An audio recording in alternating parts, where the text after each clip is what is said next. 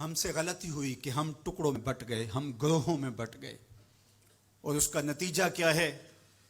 آج پوری امت زخم زخم ہے، پوری امت لہو لہو ہے۔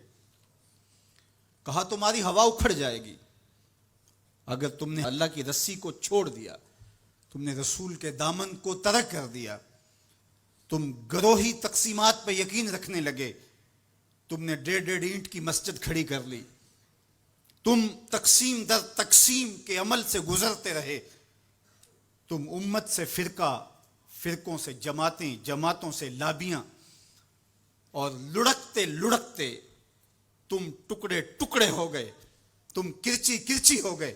وَكَذَلِكَ جَعَلْنَاكُمْ أُمَّةً، ہم نے تو امت بنایا تھا تمہیں، تم نے اپنے آپ کو بانٹ لیا، تم ایک دوسرے کا گریبان نوچنے لگے، تم ایک دوسرے کے جبے پھاڑنے لگے، تم ایک دوسرے کے لیے نفرتوں کے بیج بونے لگے، تمہاری زبانیں انگارے اگلنے لگیں، تم ممبر و محراب کے تقدس کو پامال کرنے لگے، تم خواہشات کے غلام بن گئے، تم آرزوؤں کے نوکر بن گئے، تم اپنے نفس کی غلامی میں آ گئے۔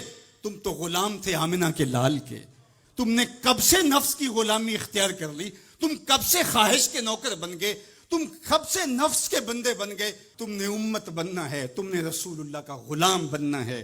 تمہارا لب و لہجہ بتائے ہم حضور کی امتی ہیں، تمہارا طرز زندگی بتائے تم حضور کی امتی ہو۔ تم ترازو پہ کچھ تول رہے ہو تو لوگ دوسری طرف بھی منہ کر کے کھڑے ہو جائیں، یہ غلط نہیں تول سکتا، یہ امت رسول ہے۔ تم بول رہے ہو، لوگوں کو یقین ہو کہ یہ جھوٹ نہیں بول سکتا، یہ رسول اللہ کا امتی ہے۔ تمہاری وحدت، تمہارا زور ہے، تمہاری طاقت ہے، تمہاری توانائی ہے۔ تو فرمایا وَكَذَلِكَ جَعَلْنَاكُمْ أُمَّةً، ہم نے تو امت بنایا تھا تمہیں۔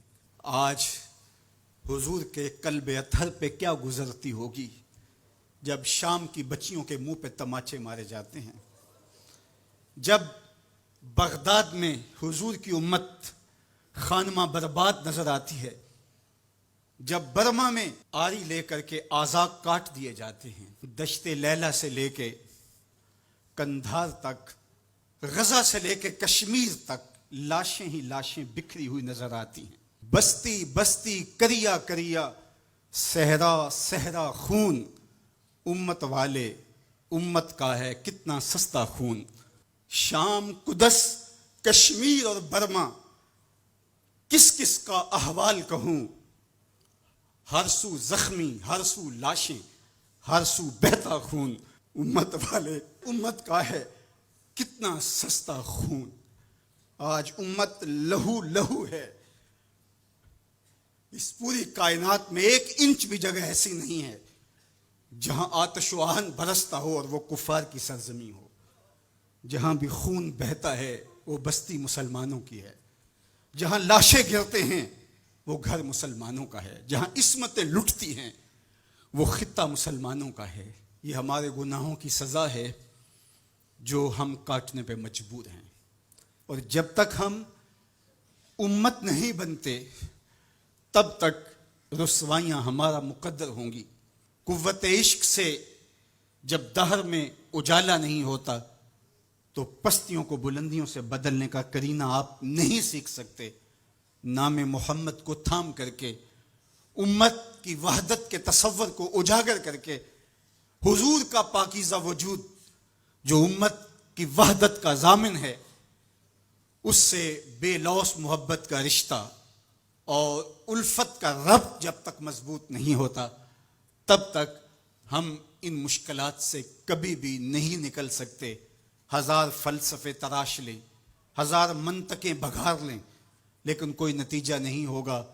تمہیں نتیجہ تب ہی ملے گا جب حضور کے قلب اطہر کو آرام پہنچاؤ گے، جب امت بن جاؤ گے، جب حضور علیہ السلام سے وابستگی اپنا شعار زندگی بنا لو گے، تو پھر دہر میں اجالا اور روشنی حضور علیہ السلام کے نام کے صدقے سے نصیب ہوگی، اور تقدیر کا قاضی تمہاری سزائیں معاف کر دے گا، اور پھر نتیجہ تمہارے سامنے اس صورت میں نمودار ہوگا کہ تم بحر و بر کے مالک ٹھہرو گے، اور کائنات کے اندر حضور کے ساتھ وفا کے رشتے کے نتیجے کے اندر لوح بھی تمہارے ہاتھ میں ہوگا، قلم بھی تمہارا ہی مقدر ہوگا۔